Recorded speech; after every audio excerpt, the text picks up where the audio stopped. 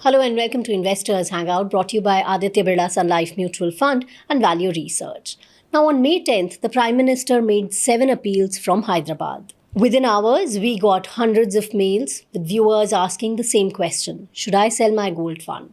Well, today we will discuss why that is the wrong question, what those appeals actually mean, and what you should do. So, Dhirendra, welcome. Thank you. Let's begin this conversation with, there are so many investors who are panicking right now because the Prime Minister has asked them to not buy gold for a year.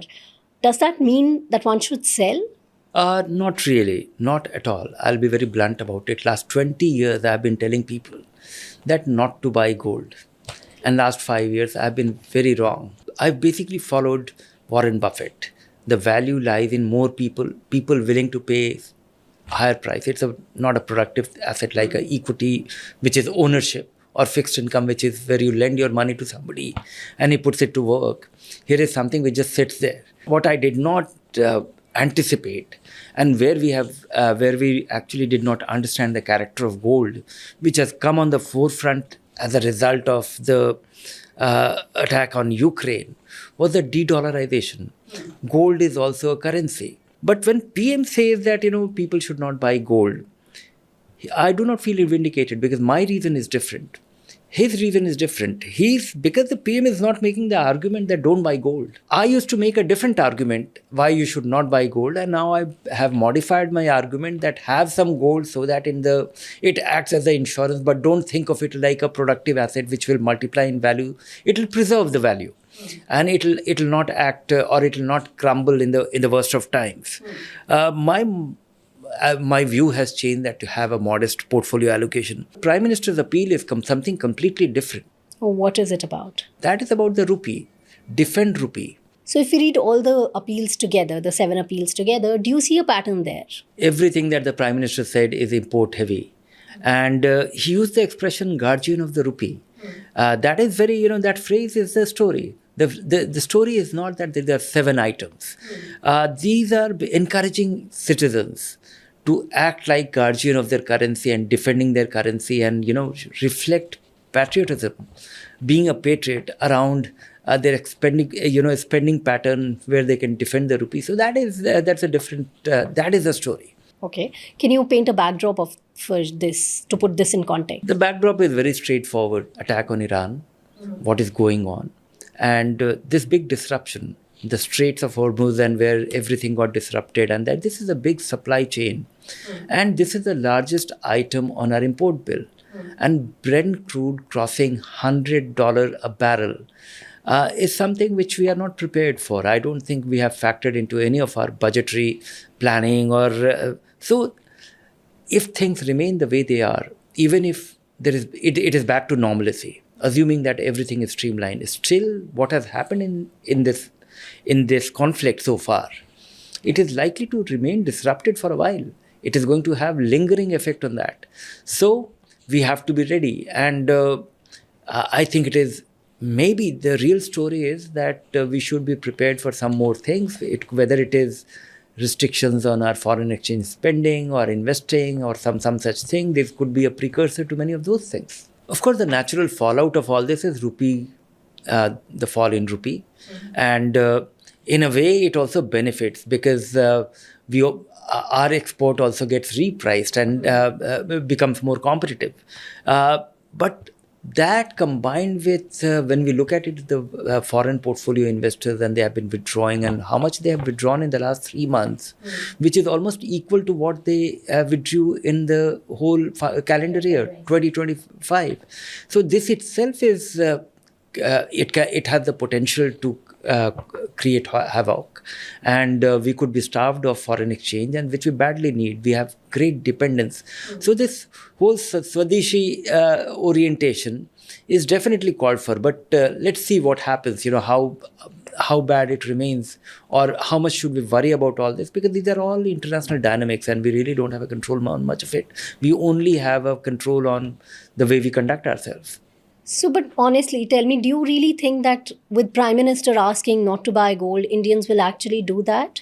Most of our behavior is shaped by, income, habits, and prices. These are the basic our habit, prices, and income. That is, they're the primary driver of our behavior. So, to an extent, yes. If price itself goes up, it'll act as a barrier.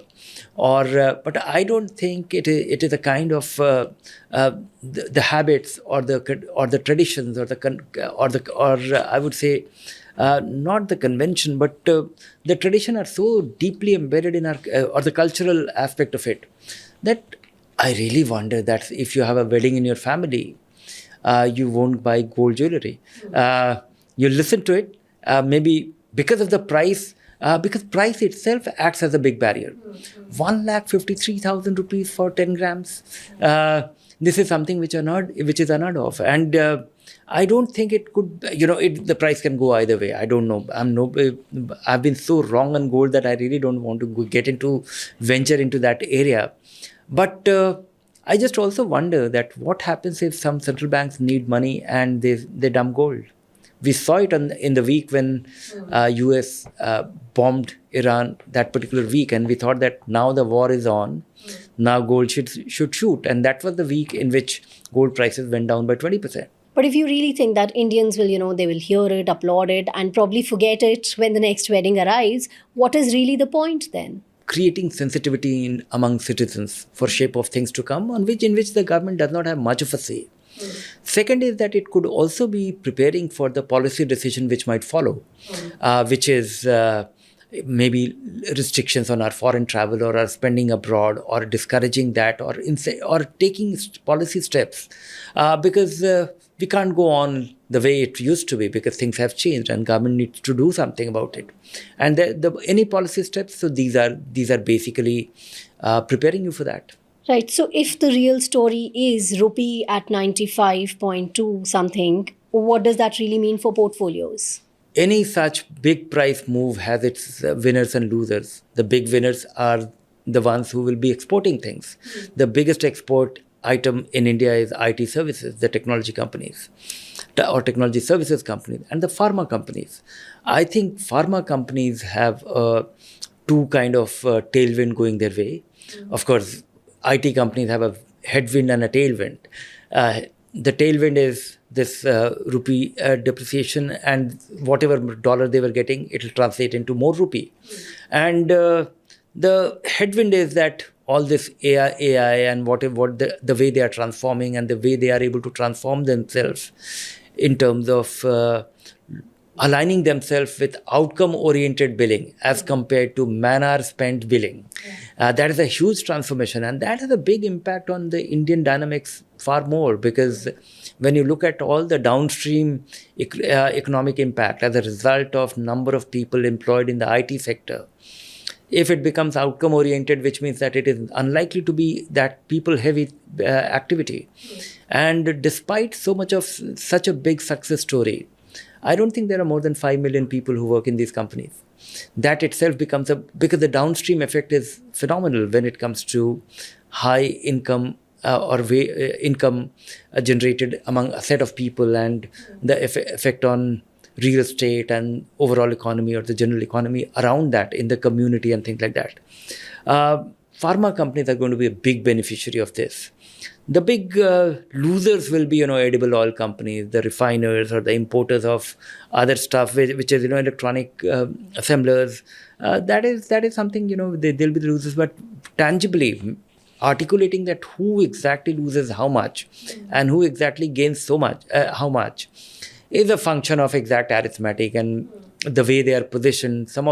Many of these things get repriced based on the changed dynamics. Right. And what about international equity? If you're already invested in international equity, your money has gone up. Your money has gone up for two reasons. One is those markets have done well. Those markets have done better than Indian market in the last 2-3 years. And particularly during the last about 12-15 months, when the Indian market has struggled, they have done better than that. So one, you have been, that part of your money invested abroad has not fallen the way Indian stocks have. The second is, it all got repriced. Rupee depreciated so that you earn 10% more than that. So effectively, Indian investors in US stocks or the US funds, the Nasdaq and the S&P 500 and others, FANG Plus, they have earned 10% more than the Americans, simply because of the rupee depreciation too. And that is realizable thing. Many of these funds, they are not taking money because they have hit the ceiling. But there's absolutely no restriction. And if you want if you want to take your money back, if you want to withdraw, do that anytime, and you're able to realize it. So it's a realizable appreciation. And in last 1.5, 2 years, in last 2 years, the tax laws changed, and even the tax treatment has become very favorable, clean, and tidy. So, what is your prescription for investors? What should they do now? Same old thing, which I sound like a stuck record, do nothing. You don't have to sell your gold fund, and you don't have to buy gold fund.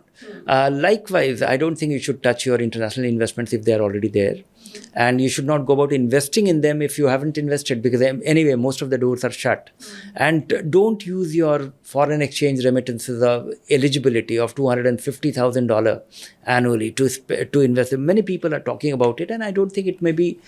Just make sure that things are in your plan and you're doing that. And that's about it. Do nothing. And don't panic sell travel stocks. The avenues to invest in travel stock, you have far and few. Just be objective, be guided by those companies. You have to know things in detail. And because of this, you should not be investing. All right. So 7 appeals, 1 signal, and the signal is rupee. Watch the rupee, watch the policy measures closely, and do nothing else. We'll see you next week.